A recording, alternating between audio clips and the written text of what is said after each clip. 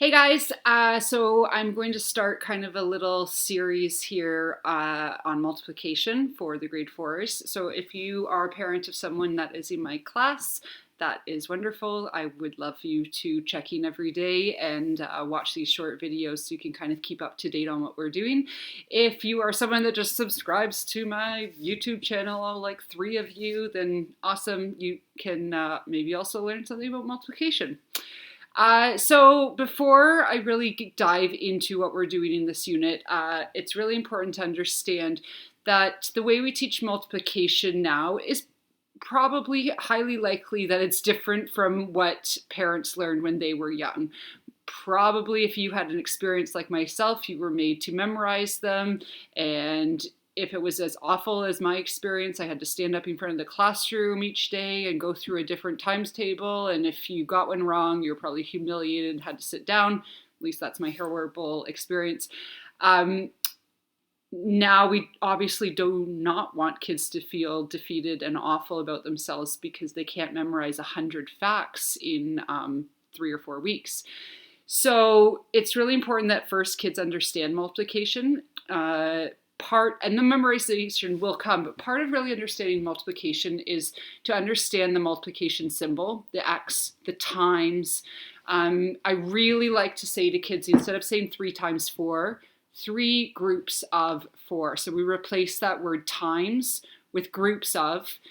It helps kids imagine the picture in their head. 3 groups of 4 donuts, whatever. 3 groups of 4 is really going to help kids understand what they're trying to make a mental picture of and understand multiplication. So in grade 3, students learned how to kind of model them. They might have taken, 4 little whatever pieces of something or 4 little blocks and made 3 groups and drawn it, and that's wonderful. So that understanding should be there at the baseline.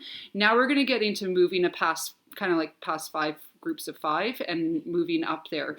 And the way that we want kids to be able to do that is to have a strategy to actually get the answer. A strategy that doesn't involve 1, 2, 3, 4, 5, 6, 7, 8, 9, 10, 11, 12.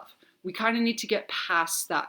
And so each time we work on a different multiplication table, I'll be sharing the strategies that we learn in class. And then your child tonight has brought home their multiplication duotang, and they have games inside there. Sorry. They have some games in there, and it would just be amazing if you could do 10 minutes of playing a game or an activity that enforces that multiplication table, the one that we're kind of working on that day or that week, to kind of reinforce it.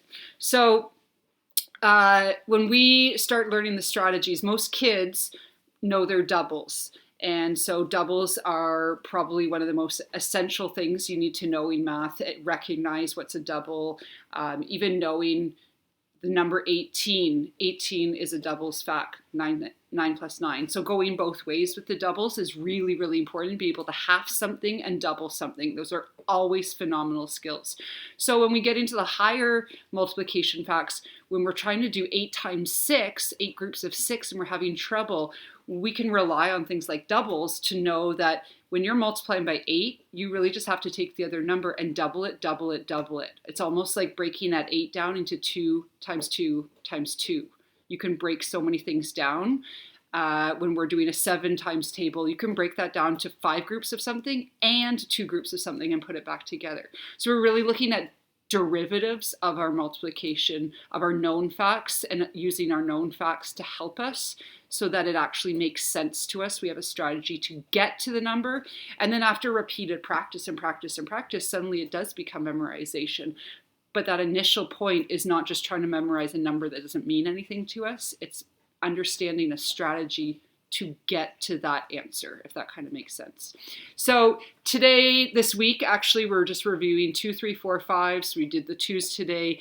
The kids did 4 different games or activities. They should be bringing those home.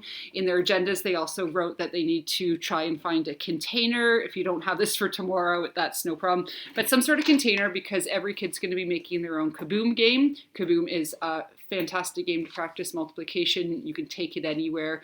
It will be coming home every single night and then coming back to school the next day with their booklets.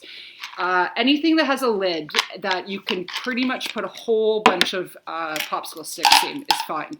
Preferably not something that's fragile, and like no glass obviously, or anything that you think might break, and kind of something maybe with a wide lid. What kids do is they grab a stick, do the fact, and then they keep it, but there's also sticks in there that say the word kaboom. If you pull a kaboom, you have to put them all back in, and you just play with a partner or a friend or your stuffed animal or your grandparent. It can kind of go however you want, but we're going to be putting all our multiplication questions in here as we learn them, and then this is going to come home every single night. Kids can practice by themselves or on the bus or with you guys, whatever works, or they can pick one of the games out of their games booklet, which is also coming home every single night.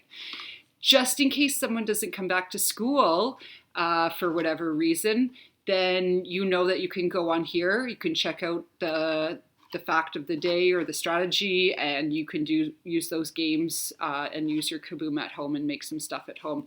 I'm also going to go on here every day and show you a new cool game that you can play with multiplication with stuff that you can either get from the dollar store around your house or just stuff that you kind of might have. And so check back each day, because apparently the kids said I'm a YouTube star. Thank you, all 3 of my followers. And I will try and give you as much support as you need to get your kids to multiply and understand it. As always, if you need anything more, please let me know. You can give me a phone call or you can send me a message and I will get back to you. Thanks everyone for listening. I really appreciate all your family support of getting these multiplication facts rocking. See ya!